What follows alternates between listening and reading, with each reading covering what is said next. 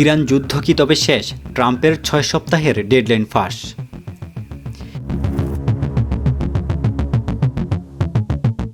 ইরানের সাথে যুদ্ধ কি তবে শেষ হতে চলছে মাত্র কয়েক সপ্তাহে?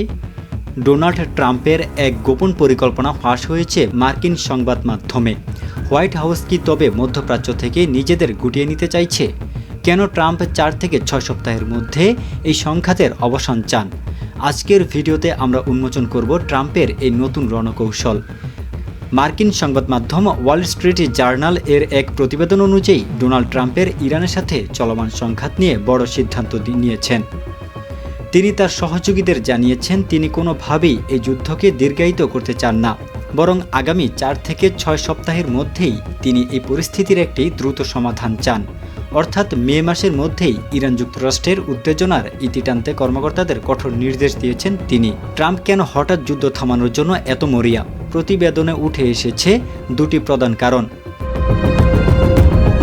প্রথমত, দ্রব্যমূল্য বৃদ্ধি এবং আমেরিকার অভ্যন্তরীণ অর্থনৈতিক চাপ।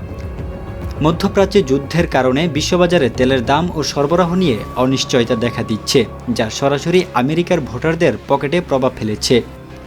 ট্রাম্প মনে করছেন এই যুদ্ধ তার প্রশাসনের মূল লক্ষ্য অর্থাৎ অর্থনৈতিক সংস্কার থেকে মনোযোগ সরিয়ে দিচ্ছে। দ্বিতীয় বড় কারণটি হলো চীন। মে মাসের মাঝামাঝি সময়ে ডোনাল্ড ট্রাম্পের একটি অত্যন্ত গুরুত্বপূর্ণ চীন সফরের কথা রয়েছে। ওয়াশিংটন চায় না ওই বড় সফরের সময় ইরানের সাথে কোনো ঝামেলা ঝুলে থাকুক। তাই চীনের সাথে দর কষাকষির আগে ট্রাম্প চাচ্ছেন মধ্যপ্রাচ্যকে শান্ত করতে, যাতে তিনি তার পুরো শক্তি বেজিংয়ের উপর প্রয়োগ করতে পারেন।